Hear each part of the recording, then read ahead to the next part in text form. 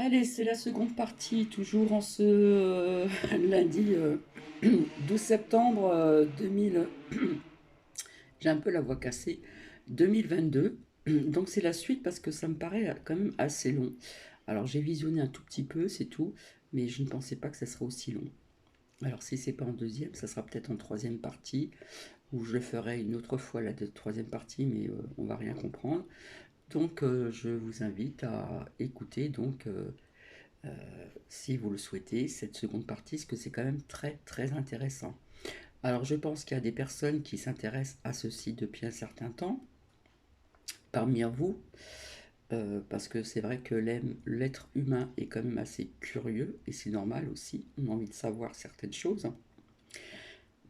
Donc je pense qu'il y a des personnes qui ont vu certains films de science-fiction, comme par exemple ce que j'ai vu au cinéma quand j'étais plus jeune, à Paris, quand j'étais en région parisienne, avec un membre de ma famille et son ami, La rencontre du troisième type.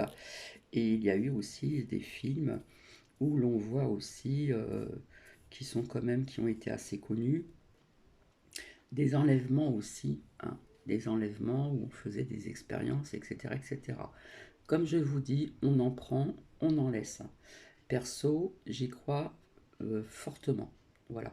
Donc là, c'est la suite, hein, c'est la seconde partie.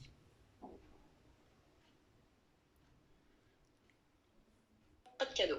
Et c'est pour ça que les deux militaires par camion, ils ont pas bougé. Hein. Voilà. Alors, il y a des personnels soignants, mais une source le dit, et je crains que ce soit absolument faux. On dit que quand ils ont vu ces militaires qui chargeaient le bazar, vêtus de blanc, vous savez, comme quand on a le Covid, vous voyez, en Chine, vous vous souvenez au début, ils étaient tous, ben voilà, pareil, et ils avaient des masques, tenues blanches et tout ça. C'est apparemment à mon avis, bon, ça s'est dit, mais je suis pas sûre que ce soit le cas. Et puis, on sait de sources sûres ensuite, parce qu'il y a des militaires qui ont parlé, que la créature de là a été transportée à l'ESA, qui est une école de sous-officiers qui se trouve dans la ville voisine de Tres Corazoes. C'est à 25 km de Varginha. Alors, sa dépouille, si dépouille il y a, ne séjournera que quelques heures là-bas, puisque dans l'après-midi du 23 janvier va arriver sur cette base militaire un convoi qui va la repartir dans l'autre sens pour la transporter à Campinas, qui est une ville de l'État de Sao Paulo.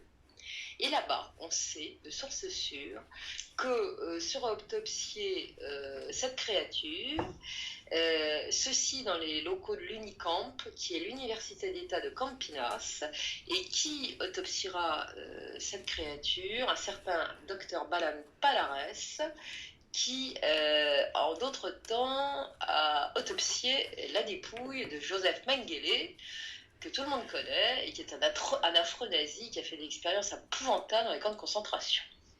Et ce docteur Palares, qui a été évidemment approché par divers ufologues, va dire oh non, non, moi j'ai rien vu, j'ai rien fait.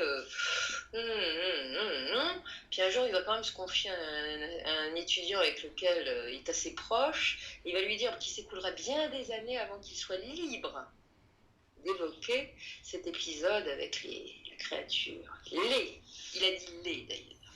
Très intéressant. Alors, l'ufologue Ubira Gérard Rodriguez va dire qu'il lui est persuadé qu'à ce moment, des militaires américains se trouvaient à l'Unicamp. Il sera arrivé le 26 janvier. C'est les officiers de l'armée américaine, mais qui travaillaient pour la NASA. Officiellement, leur opération consistait à sélectionner des scientifiques brésiliens pour qu'ils participent à de futures missions spatiales. Enfin, ce qu'on peut supposer de façon à peu près certaine, on sait qu'il y avait un laboratoire dans les sous-sols de l'Unicamp où la créature était transportée, examinée, et que les Américains comme les Brésiliens ont travaillé de concert dans les sous-sols de l'hôpital universitaire. Et on saura d'ailleurs que cet hôpital universitaire s'est transformé en forteresse bien gardée, puisque l'épouse d'un ancien maire de la ville, une certaine Madame Teresa Cristina Magalhães Teixeira, donc l'épouse d'un ancien maire, eh ben, elle s'est pointée à l'hôpital Unicamp. Et on lui dit, Madame, halte là, personne n'est admis en ce moment. Ah, mais ça va pas se passer comme ça, je suis la femme de monsieur machin. Bon, bref. Donc finalement, elle va faire un tel foin qu'on va la laisser passer et elle sera admise dans l'hôpital. Mais ça sera la seule parce que tous les autres patients qui se présenteront seront refoulés. Donc les militaires américains qui se sont trouvés à Campinas, on peut se poser la question, qu'est-ce qu'ils ont fait du cadavre? Est-ce qu'il est resté au Brésil? Est-ce qu'il est parti aux USA? La rumeur affirme que la créature est partie pour les USA. Entre parenthèses, ce serait pas étonnant. Ce serait pas étonnant que les Américains qui sont toujours là au bon moment, hein, parce qu'il y a eu d'autres endroits, notamment en Afrique, où ils se pointent pour enlever tout ce qui reste, y compris les vaisseaux. Donc, il y a eu beaucoup d'Américains, semble-t-il, en janvier 96, dans les mois qui ont suivi, sur la région de Varginha. Alors, pour en revenir à Varginha et ce qui se passe pendant ce temps, la ville est troublée. On voit des militaires partout. Quelques militaires vont être mis aux arrêts, semble-t-il. Les officiers de police vont faire l'objet de mutations. Très curieux. Et la rumeur y va. La presse qui a été prévenue tout de suite, certainement par des policiers, se déchaîne. Elle cherche, elle interroge, elle suppose, et allons-y. Les ufologues venus de toutes parts, du Brésil et peut-être d'ailleurs, fouinent de partout. Et puis, ceux-là, ils ne vont pas être déçus parce qu'ils vont se retrouver avec des téléphones sur écoute. Pratiquement tous.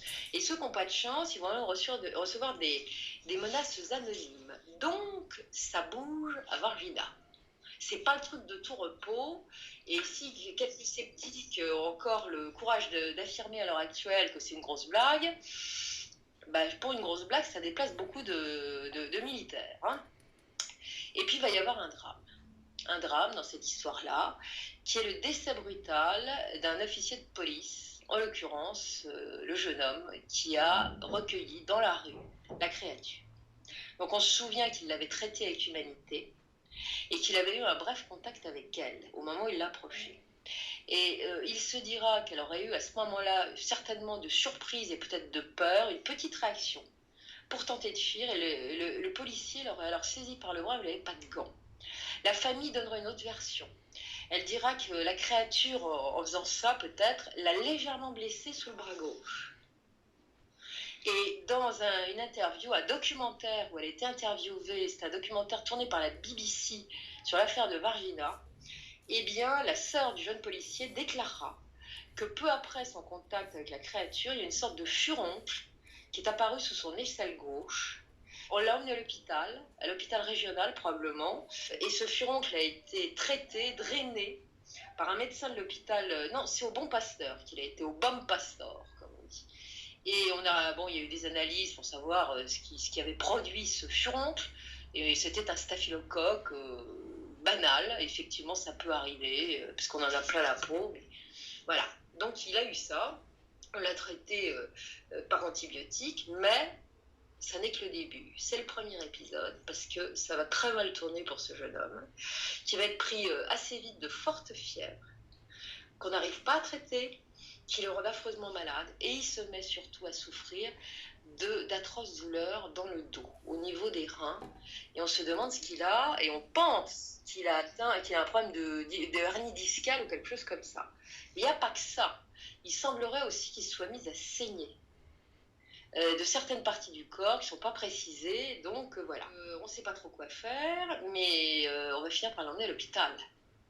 Et ça va mal se terminer, puisque le 15 février 1996, en fin de matinée, ce jeune homme qui s'appelait Marco Eli Cherez va décéder. Il a seulement 23 ans. Ça a été du rapide et c'est une horreur. Donc, l'ufologue Rodriguez va dire au docteur Lair que lui s'est rendu à l'hôpital pour enquêter sur le décès de ce policier. Personne ne va vouloir lui parler. Il a fait chou blanc. Il va apprendre quand même que le dossier médical de ce patient a été confisqué par les autorités militaires.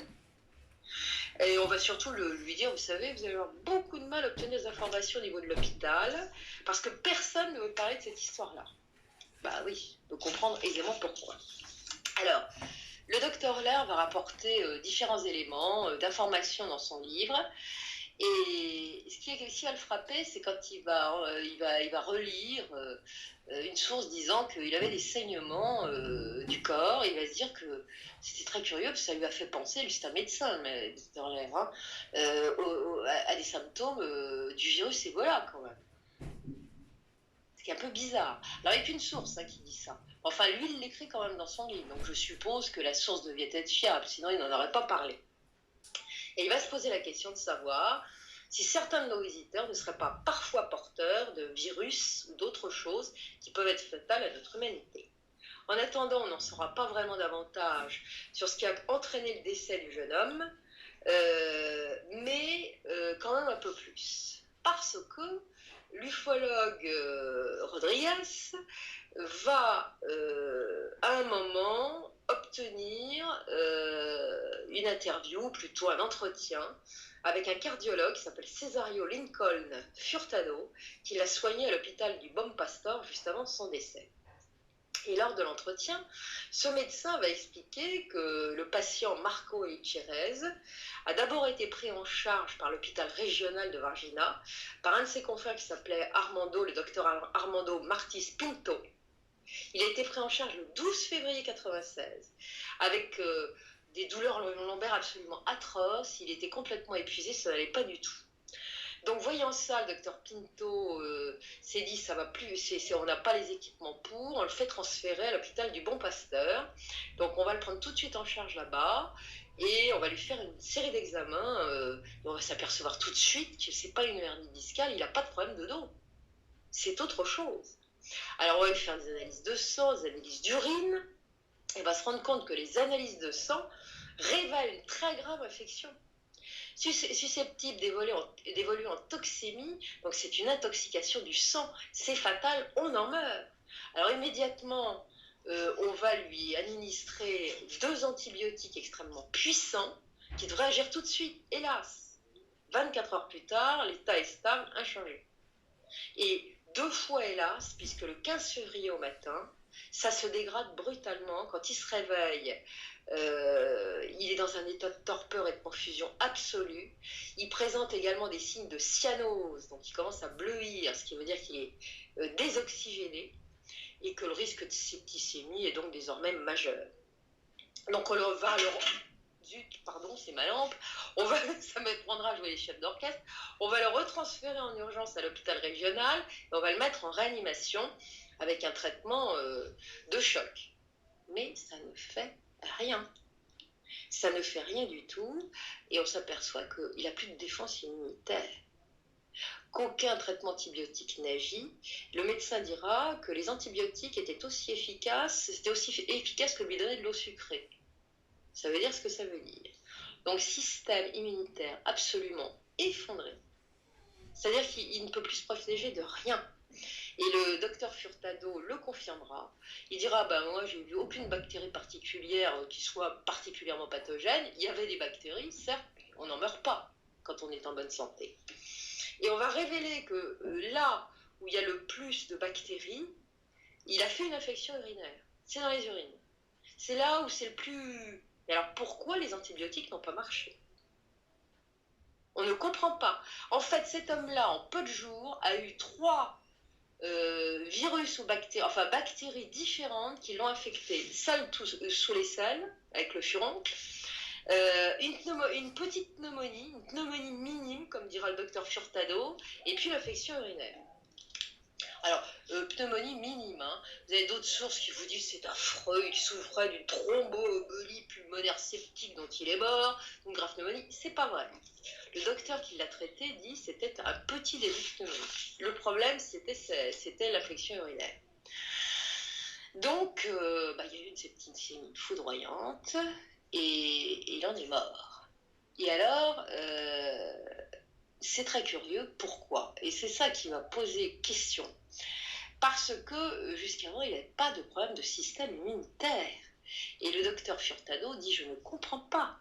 Je répète que la cause de la mort n'a pas été élucidée, car il est clair que ce ne fut pas à cause d'une pneumonie, ni d'une infection urinaire, ni de l'abcès qu'il est décédé. Et maintenant, cette cause, nous l'ignorons.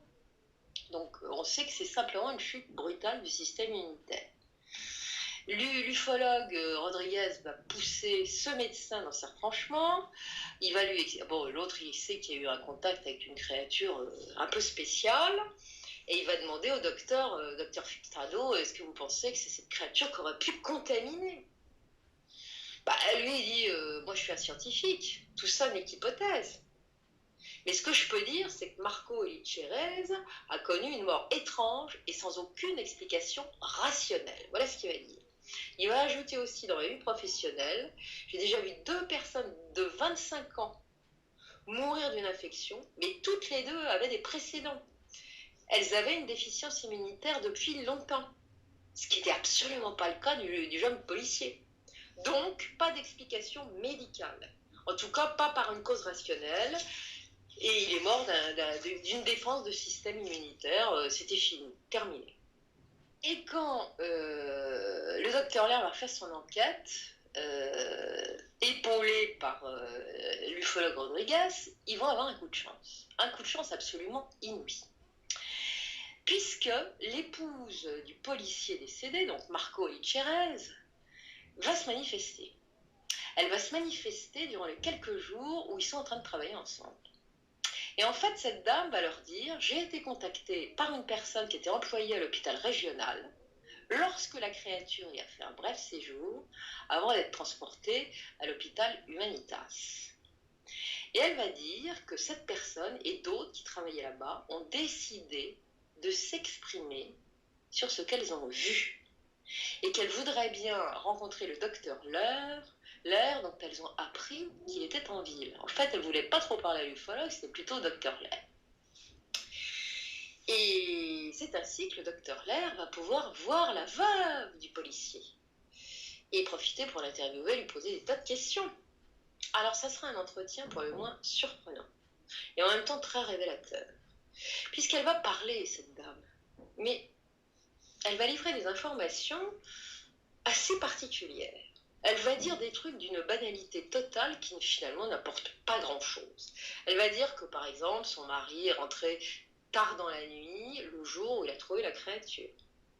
Elle va dire qu'elle n'a jamais eu vraiment d'échange avec les médecins qui le soignaient, qu'elle n'a jamais su quelles étaient les causes exactes de sa mort, qu'elle n'a jamais réussi à obtenir une copie de son dossier médical, pas plus que son certificat de décès, qu'elle n'a même pas été autorisée à assister aux funérailles de son époux, organisée en secret par l'armée, qu'elle n'a jamais non plus reçu la moindre compensation financière de l'État du fait de la perte de son époux.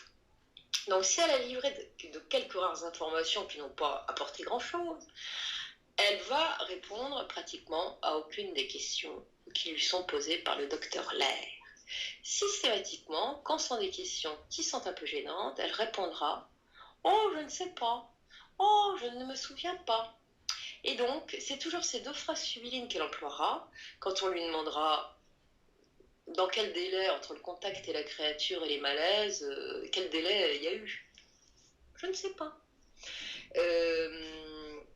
Est-ce que les symptômes, comment ça s'est passé, combien de temps, comment ça a évolué, combien de temps votre mari a été malade avant d'être hospitalisé? Je ne sais pas. Il va lui demander quels symptômes présentait son époux avant d'être hospitalisé pendant qu'il était à domicile et à l'hôpital. Je me souviens pas. Bon, pas la peine de faire des hautes études et de sortir de l'ENA pour comprendre que cette dame a manifestement subi des pressions terribles et qu'on lui a dit de se taire. Donc, puis peut-être qu'elle s'est dit aussi qu'elle paniquait, parce qu'il a bien vu qu'elle était très mal, hein. Elle avait certainement un conflit intérieur qui oscillait entre l'envie de tout dire et puis le truc, la menace qui pesait sur elle. Et d'ailleurs, le docteur Laird dit qu'elle a repéré chez elle une gestuelle très parlante, comme si elle avait une crainte et qu'elle avait été soumise à de graves pressions, ce qui est probablement le cas. Donc, voilà. Mais par cette œuvre, on va avoir accès à quelque chose d'absolument incroyable.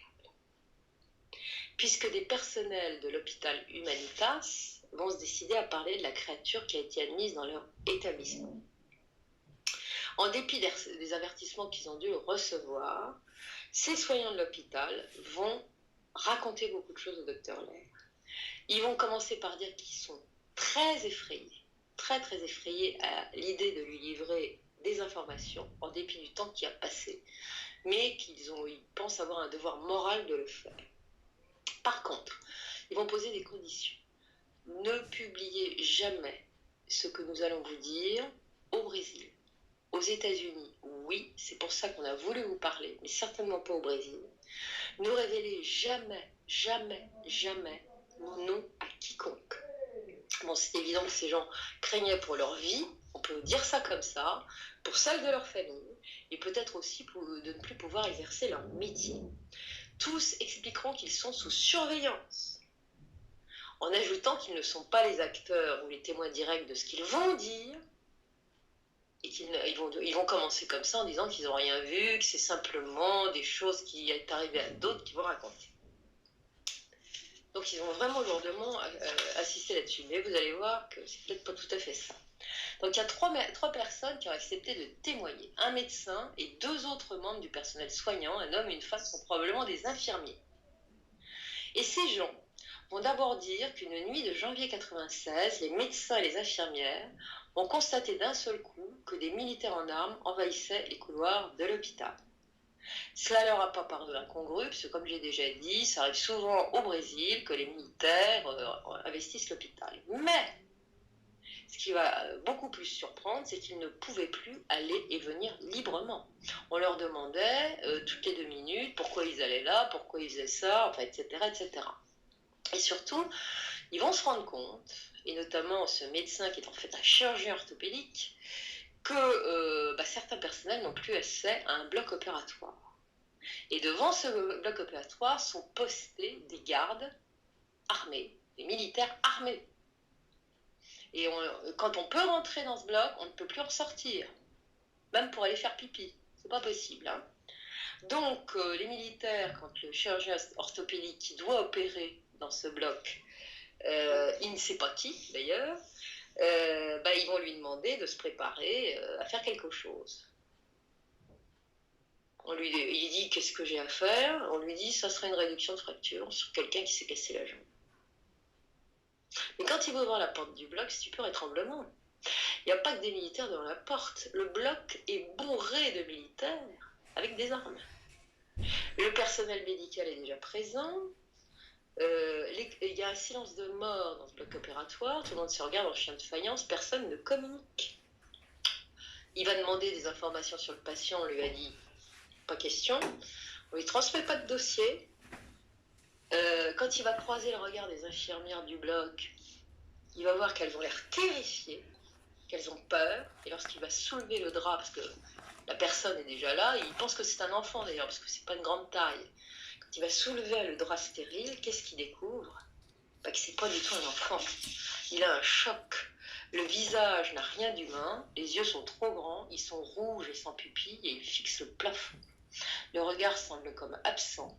Il regarde stupéfait ses collègues et les infirmières. Tout le monde est muet.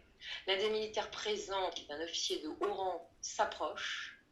Il lui dit « Bon, allez, au boulot. Hein. En gros, c'est ça. Ne posez pas de questions et ne cherchez pas à savoir. » Et l'officier va signifier à nouveau à l'ensemble du staff médical qu'il est hors de question de sortir de la pièce tant que l'opération n'est pas achevée. Donc tout le monde est abasourdi, silence de mort, et le chirurgien va quand même se livrer à une petite inspection, histoire de voir l'intégralité du client quand même. Et là, il va retenir tout ce qu'il a vu. Et voilà ce qu'il a constaté. Il dira que l'être était bipède, avec 2 bras, 2 jambes, qu'il mesurait moins de 1,50 m, qu'il avait des bras fins et décharnés, seulement 4 doigts par main, pas de pouce, que ses doigts étaient très particuliers, ils étaient étrangement articulés, liés à la fonction préhensible du défaut de pouce. Alors je ne sais pas comment ça marchait, ça devait être spécial. En tout cas, il n'avait pas le même aspect que les doigts humains. Pour ce qui est des jambes, il expliquera que la rotule était surdimensionnée, que la seule partie qui était à peu près humaine, enfin qui ressemblait à nos guiboles à nous, hein, eh bien c'était la partie inférieure des jambes, du genou à la cheville. Tout le reste, c'était vraiment très différent. Et il va dire que cette partie assez semblable à cette partie de notre corps était très fortement musclée.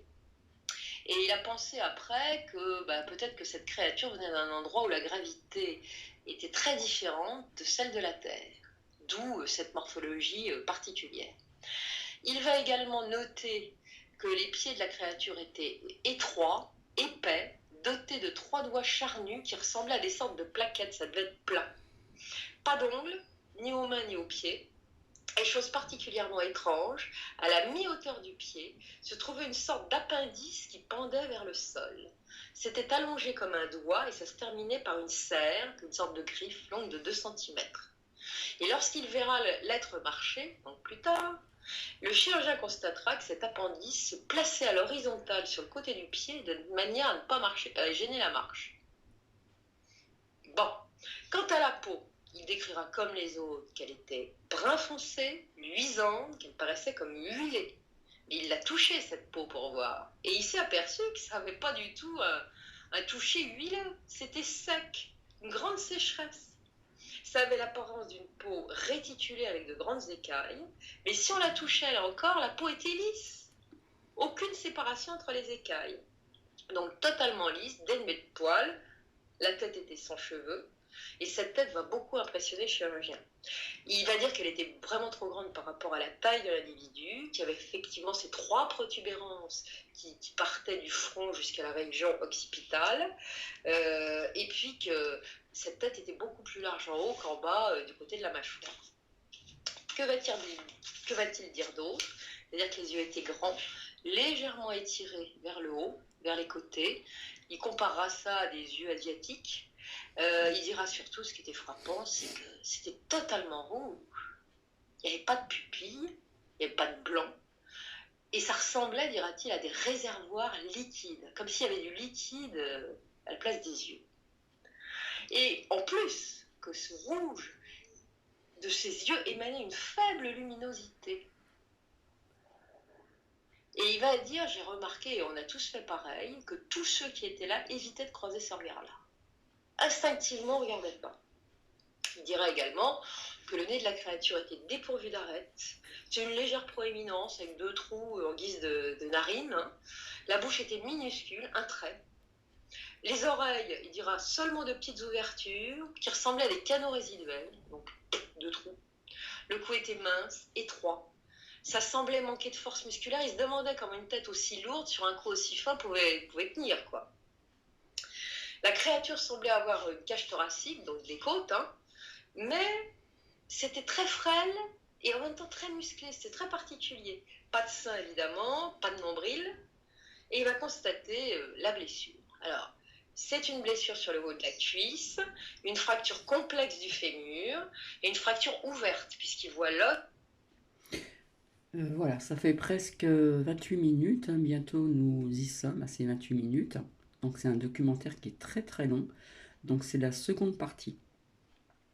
Donc c'est vrai, je le répète, étant plus jeune, je me suis vraiment intéressée à tout ça, j'ai lu beaucoup de livres, et bah, ça ressemble un petit peu à ceci, hein, à ce que vous avez entendu.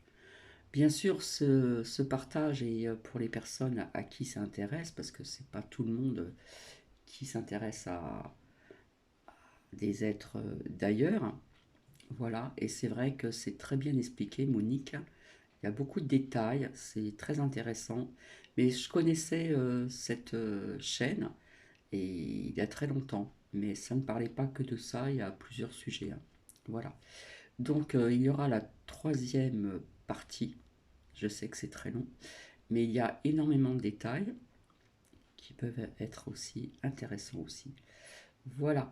Bien, je vais vous laisser parce que le temps passe et il est pratiquement déjà 20h15.